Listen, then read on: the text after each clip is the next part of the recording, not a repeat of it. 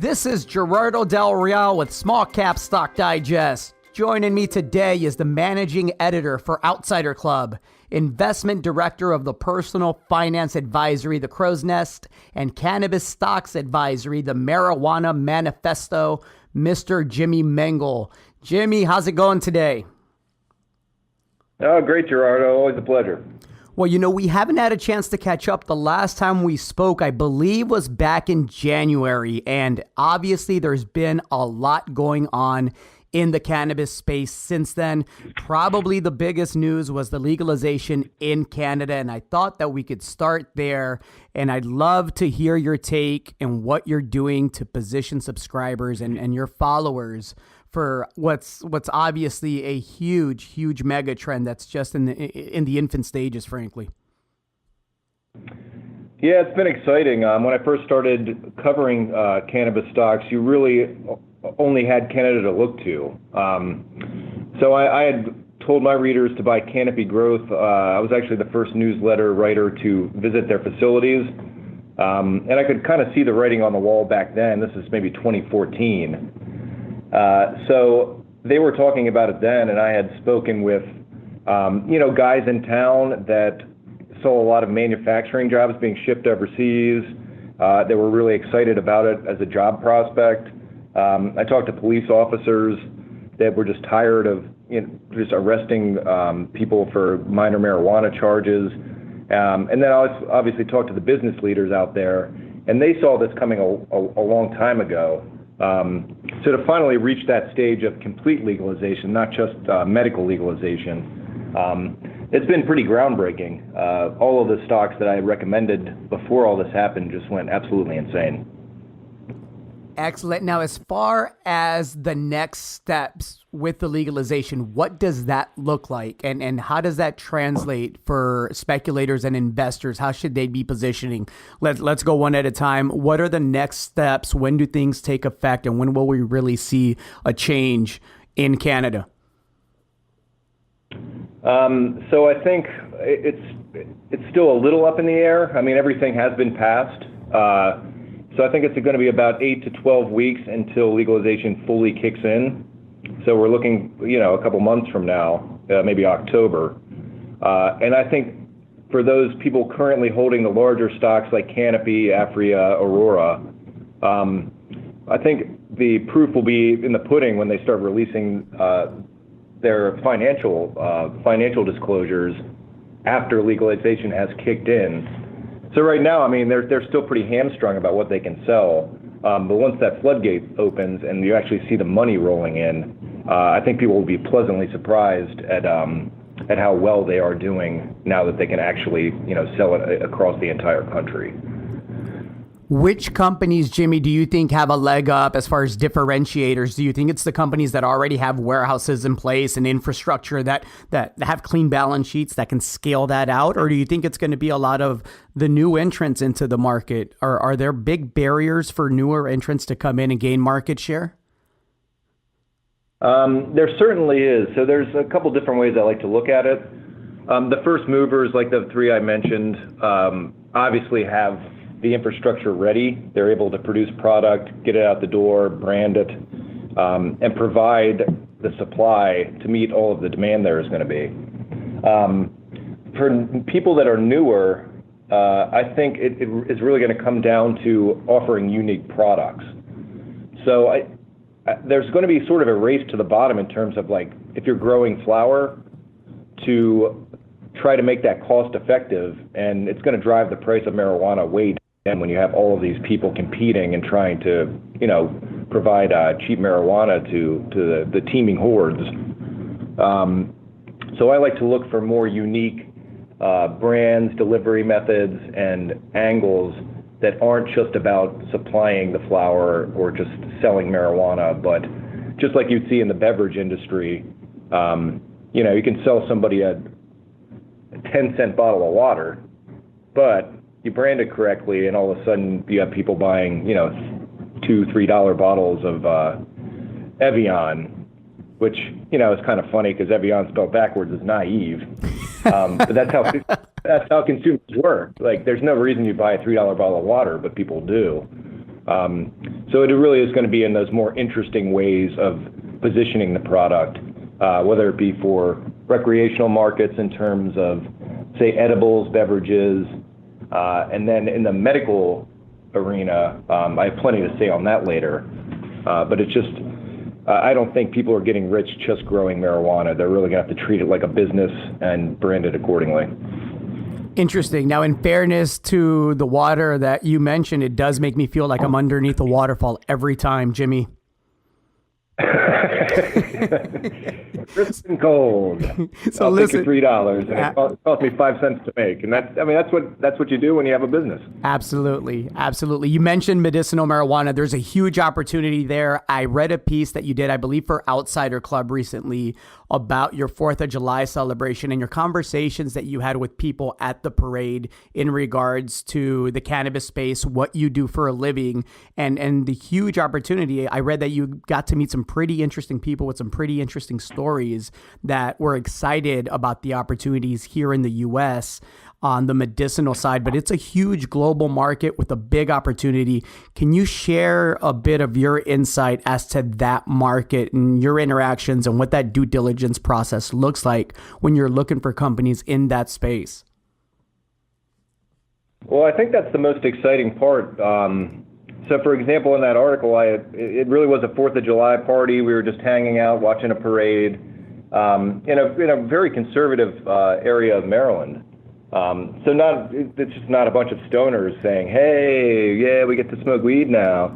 I talked to a nurse who was like having a lot of trouble treating people with opioids, and just all of the like horror show that comes from being addicted to such medications.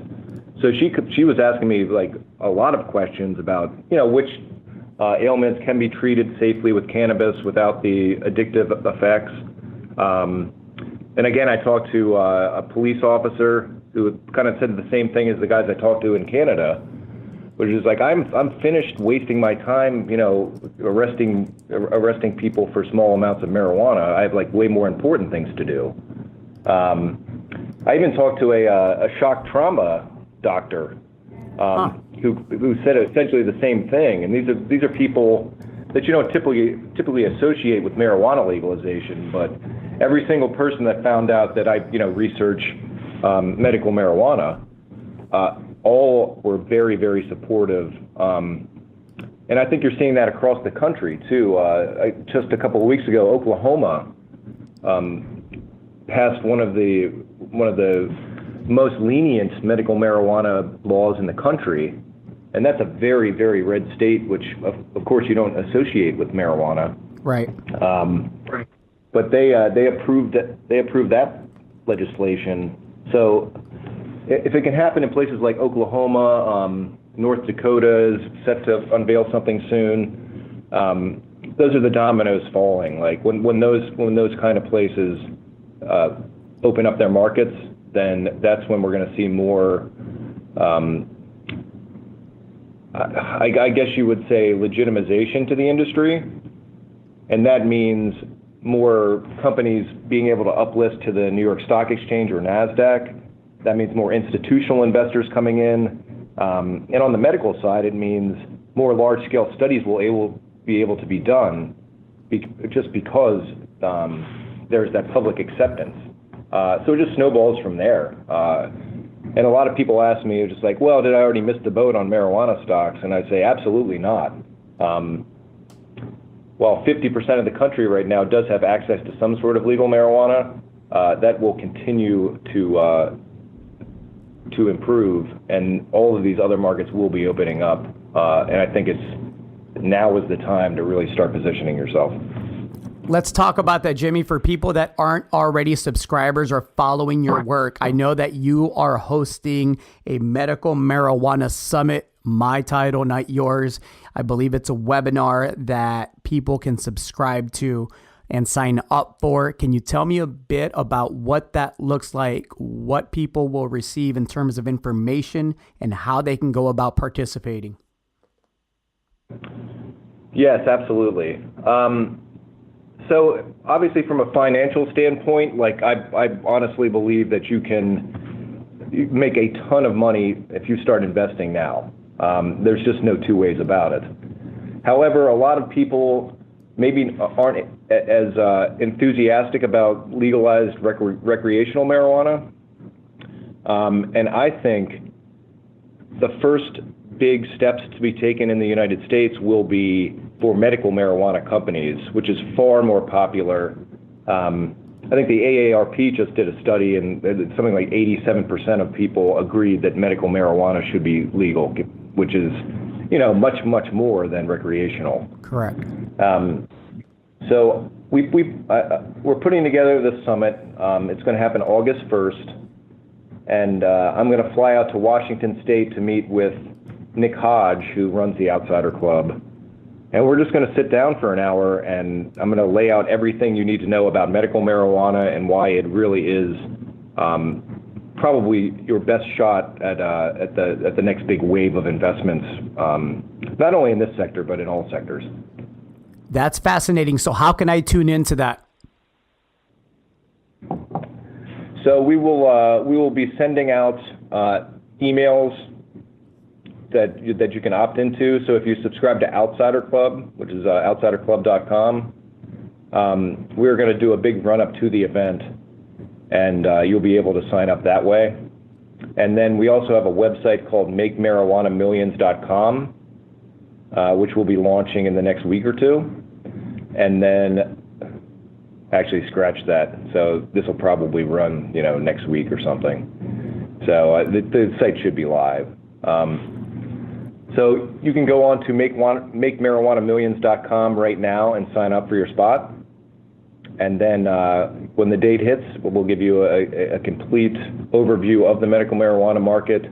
I'll even give you a free stock pick, and you can judge for yourself if that's something that you want to get into and you really want to take your investing to the next level with medical marijuana stocks. Excellent. And just to be clear, outsiderclub.com is a free e-letter. So when you say subscribe, people can subscribe to the free e-letter and get all the information there. Is that accurate, Jimmy? Yeah, it's completely free. The summit itself is completely free. Perfect. So I just really want to educate people about the medical side of things, because I think a lot gets lost in the recreational angle. But medical marijuana can save people's lives, and it's rather remarkable, and I don't think it currently gets the credit it deserves. And as we see kind of government regulations start to be lifted, and we actually are able to have studies come out that prove these things that are kind of, at this point, anecdotal, we're going to see a huge difference in our medical system and the way we prescribe drugs to people, and it's way more important than most people think. Perfect. Jimmy, how can people get a hold of you? So you can subscribe to the Outsider Club list, outsiderclub.com. I write about marijuana pretty frequently on there.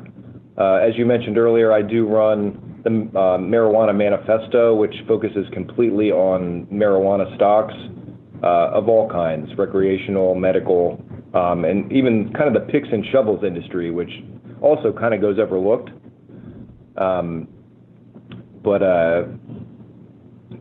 Yeah, you can.